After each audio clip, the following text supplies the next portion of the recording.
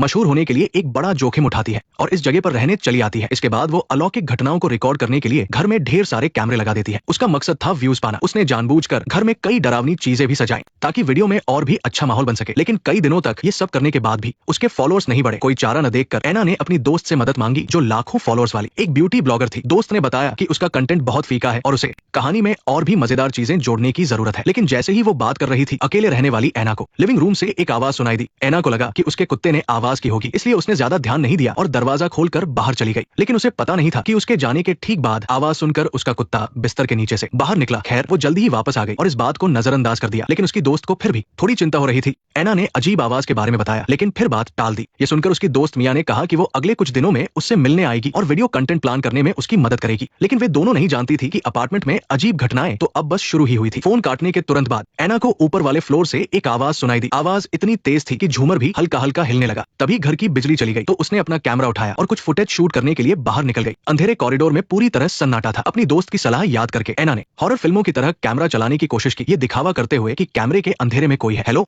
जब एना ऊपर वाले फ्लोर की तरफ गई तो उसने एक्साइट होकर देखा कि इस बार उसे कुछ भी नाटक करने की जरूरत नहीं थी, क्योंकि ठीक ऊपर वाले कमरे में पहले आग लगी थी जिसमें कुछ लोगों की जान चली गई थी और उसका दरवाजा लकड़ी के तख्तों और लोहे की जंजीरों से पूरी तरह बंद था। उस समय अंदर से अजीब आवाजें आ रही थी। ये वही आवाज है, ये बहुत अजीब है। लेकिन एना मुंह से तो कह रही थी कि ये अजीब है, पर असल में उसे कोई परवाह नहीं थी। उसे लगा कि ये चूहे होंगे। उसने अपने नए बॉयफ्रेंड लियो को भी बुला लिया ताकि वो उस भूतहा घर में एक यादगार रोमांस कर सके। लेकिन जब दोनों रिलैक्स कर रहे थे तो उन्होंने अनजाने में बिस्तर के ठीक ऊपर छत पर एक धब्बा देखा। हालांकि ये सिर्फ नमी की वजह से लगी फफूंद थी, लेकिन लियो को थोड़ी चिंता हुई। उसे डर था कि ये पुरानी बिल्डिंग जर्जर हो चुकी है और कहीं ऐसा न हो कि सोते समय छत टूटकर नीचे गिर पड़े। लेकिन इस अनजाने में कही गई बात से एना को एक क्रिएटिव आइडिया मिल गया। जल्द ही उसका अगला वीडियो थोड़ा बहुत चलने लगा। फुटेज कल वाली ही थी जो उसने यूं ही शूट कर ली थी, लेकिन इस बार कंटेंट बिल्कुल भी साधारण नहीं था। दरअसल एना ने अपने कंटेंट में स्पेशल इफेक्ट्स डालकर उसे मजेदार बनाने का तरीका सोचा था। उसने नकली अलौकिक घटनाएं बनाने की कोशिश की। ये वीडियो तेजी से हॉरर कैटेगरी के टॉप 5 में पहुंच गया। कामयाबी का स्वाद चखकर वो बहुत खुश हुई और फौरन ये खुशखबरी अपने बॉयफ्रेंड को देना चाहती थी। लेकिन उसने मैसेज का कोई जवाब नहीं दिया और कुछ दिनों बाद जब उसकी दोस्त मिया उससे मिलने आई तो उसे पता चला कि लियो शायद एक प्लेबॉय है। नहीं, मुझे नहीं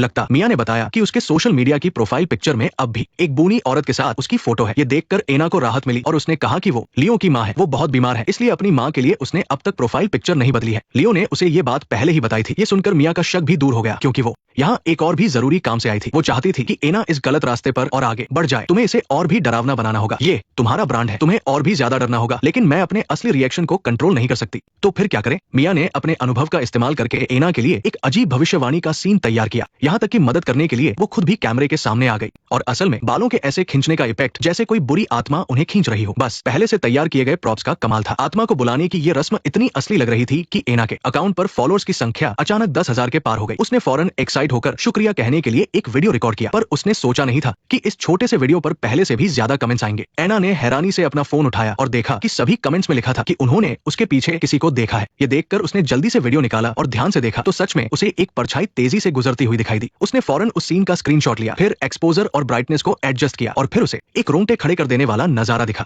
एना डर के मारे फौरन उठकर देखने लगी, लेकिन अच्छी तरह जांचने के बाद भी उसे कुछ भी अजीब नहीं मिला। और इस अजीब वीडियो जिसमें एक्टिंग का कोई नामो निशान नहीं था, उसकी वजह से अकाउंट के फॉलोअर्स की संख्या आसानी से दोगुनी हो गई। मशहूर होने का ये एहसास एना को बहुत अच्छा लगा। आखिरकार लालच उसके डर पर हावी हो गया और उसने खुद को धोखा दिया और ये मानने लगी कि ये सिर्फ एक इत्तेफाक था। इसके बाद उसने सीधे एक इंफ्रारेड कैमरा खरीदा और एक नया ड्रामा शुरू कर दिया। उसने कहा कि इंफ्रारेड कैमरा प्लास्टिक बैग के आर पार भी देख सकता है, इसलिए इससे जरूर ऐसी चीजें देखी जा सकती है जो खुली आंखों से नहीं दिखती। ये कहकर वो कैमरे के सामने दिखाने लगी और अगर सब कुछ प्लान के मुताबिक होता तो गड़बड़ तो होनी ही थी। और वही हुआ। हंसने की आवाज। इस अचानक हुई घटना ने एना को इंटरनेट पर रातों रात मशहूर कर दिया। साथ ही बहुत सारे लोग इसे फेक बताने लगे और वीडियो की सच्चाई पर सवाल उठाने लगे। यहाँ तक कि उसकी दोस्त मिया ने भी उसकी तारीफ की कि वो आजकल काफी बेहतर काम कर रही है। उसने कहा कि वो भी एक अच्छा आइडिया सोचेगी और कुछ दिनों में उसके साथ शूट करने आएगी। लेकिन ये सुनकर एना और भी डर गई, क्योंकि सिर्फ वही जानती थी कि वो यकीनन एक अलौकिक घटना थी। अब एना हर वक्त डरी समी रहती थी। उसे हमेशा लगता था कि उसके आसपास कोई उसे घूर रहा है। इस समय वो बहुत चाहती थी कि कोई दोस्त उसके साथ हो, लेकिन अपने काम की वजह से एना का सोशल सर्कल बहुत छोटा था और उसके आसपास उसकी तरह सोचने वाले लोग बहुत कम थे। नए लोगों से मिलने के लिए शायद वो सिर्फ सोशल नेटवर्किंग एप्स का ही सहारा ले सकती थी, जो इंटरेस्ट और हॉबी के हिसाब से लोगों को मिलाते हैं। क्या पता उसे कोई ऐसा मिल जाए जो उसे इस मुश्किल से निकलने में मदद करे। कोई चारा न होने पर बिना किसी की मदद के वो सिर्फ इंटरनेट पर ही जवाब ढूंढ सकती थी। लेकिन वहाँ मौजूद तरह की बढ़ा चढ़ाकर बताई गई बातों ने पहले से डरी हुई एना को और भी दहला दिया। यहाँ तक कि जब वो छत पर लगे धब्बे को देखती तो उसे उसमें किसी इंसान के चेहरे का वहम होने लगता था। खैर, तभी लियो, जो काफी समय से गायब था, आखिर में आ गया। पता चला कि हाल ही में उसकी माँ गुजर गई थी और वो उनके अंतिम संस्कार के कामों में व्यस्त था, इसीलिए वो मैसेज का जवाब नहीं दे पाया था। जब उसने एना के साथ हुई घटनाओं के बारे में सुना तो उसने बिना कोई शक किए सीधे उसकी बात पर यकीन कर लिया। अगले ही दिन वो उसके पास जांच पड़ताल में मदद करने के लिए पहुंच गया। अपने बॉयफ्रेंड का साथ मिलने के बाद एना ने हिम्मत करके अपार्टमेंट के मैनेजर को बुलाया और ऊपर वाले कमरे का बंद दरवाजा खुलवाया। अंदर आग से जलने के निशानों के अलावा और कुछ भी अजीब नहीं मिला, लेकिन जैसे ही वो जाने की तैयारी कर रहे थे एना को एक अजीब खराब हो चुकी वीडियो टेप मिली। उसका डिब्बा न केवल पन्नी में लिपटा हुआ था बल्कि उस पर तरह तरह के अजीब निशान भी बने हुए थे। दोनों फौरन उसे जांचने के लिए वापस ले आए। इंटरनेट पर खोजने के बाद उन्हें पता चला कि ये किसी पुराने शैतानी पंथ का चिन्ह था जिसमें जादू टोना करने वाले लोग शामिल थे। ये देखकर लियो को लगा कि उसकी गर्लफ्रेंड शो के लिए ये सब कर रही है। ये क्या हो रहा है? मैंने